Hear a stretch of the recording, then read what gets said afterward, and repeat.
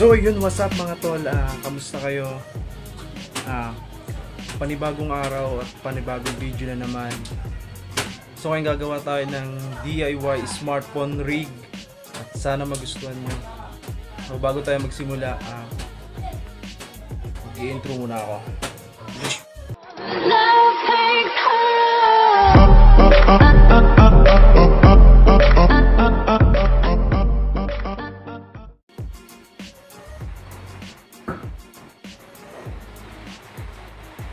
So yun mga tol, bago tayo magsimula, sabihin ko muna sa iyo yung mga kailangan natin na material para makabuo tayo ng DIY smartphone rig. So yung first one, ito po yung 3-way PVC pipe. So yan po siya, yan. 5 piraso po siya. So yung sunod po, yung pangalawa, couplings.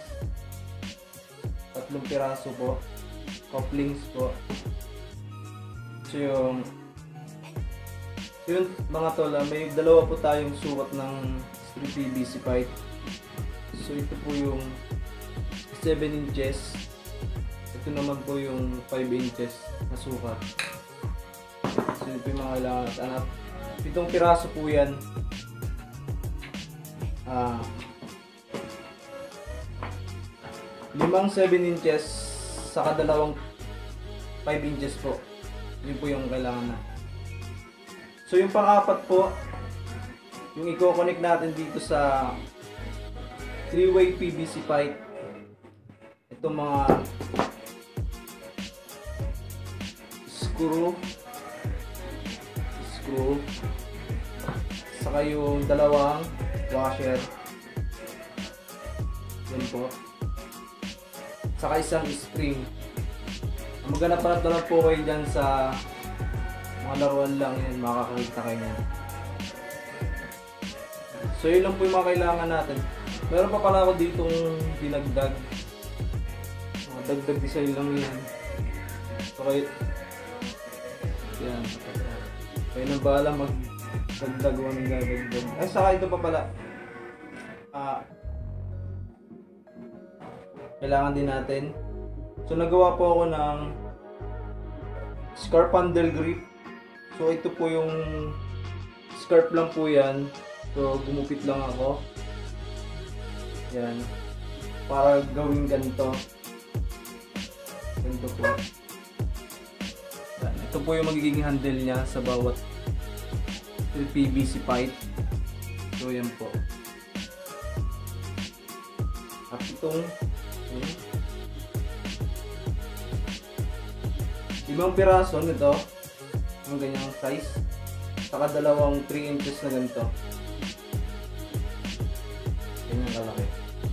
So yan po yun yung mga kailangan natin para makabuo tayo ng DIY smartphone rig. So yun. Yun lang po. Assemble na po natin. So yun mga tol, ito po yun. Ito po pala yan, kaya po siya nadikit. Binilog ko lang po siya, hinulma ko siya dito, tapos binilog ko siya. So yung pinandikit ko po dyan, yung rugby lang po pinandikit ko dyan. So nakagawa po ako nitong ganito. Yan, ganyan po. Panglagay dito sa mga to. So yun mga tol, assemble na natin.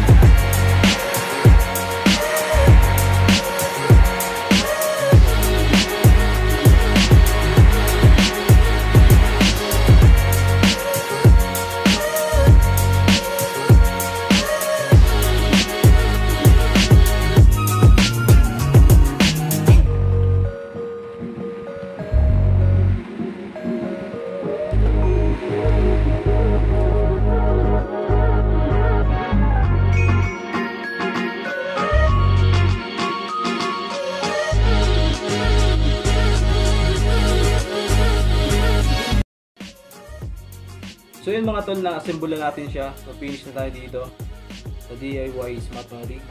So ito na lang po ilalagay natin. Yung screw saka yung washer. Saka tong spring. So ganito po yung ano niya. Yan po yung pinaka. Niya. So dito natin po siya ipapasok. Binutas, ito po yung 3-way PVC pipe na to. Binutas ko lang siya ng pako, pinainit ko siya. So dito pa natin yan ipapasok. So screw. Dito po yan. Yan. So okay na po. So dalawa po kasi yung washer, makita nyo. So dito po yan, yung isa. Tapos dito po ilalagay yung smartphone holder. Dito ko po i-connect. So dito po siya. Finish na po. Okay na yan. Kung nagustuhan nyo po ito, mag-comment na lang po kayo dito sa baba. So yun mga tol, bago na buo na po natin siya. So i-connect na lang po natin yung smartphone holder. Ito po yun. Tinanggal ko po ito sa tripod. So dito natin siya i-connect. Lagay muna natin isang washer. Ayan. Washer. So. So ganito po.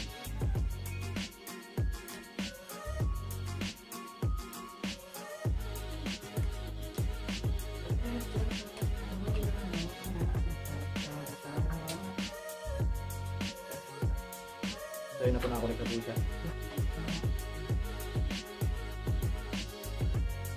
Pwede po siya patalikod, pwede rin paharap na ganito. So, mga tol, finish na tayo sa ginawa natin na to, na DIY smartphone rig. So maraming salamat sa panunod. So nga pala, shoutout kay Kuya Poy, ito yung channel niya. Puntahan nyo po yung channel niya, marami kayong tututunan dyan. Sana finish na tayo ha. Huwag nyo po kalimutan mag-like, comment, share dito sa channel ko. So may part 2 pa to, yung mga actual footage niya, kung anong proseso nitong DIY smartphone rig. So abangan nyo yun ha. Maraming salamat.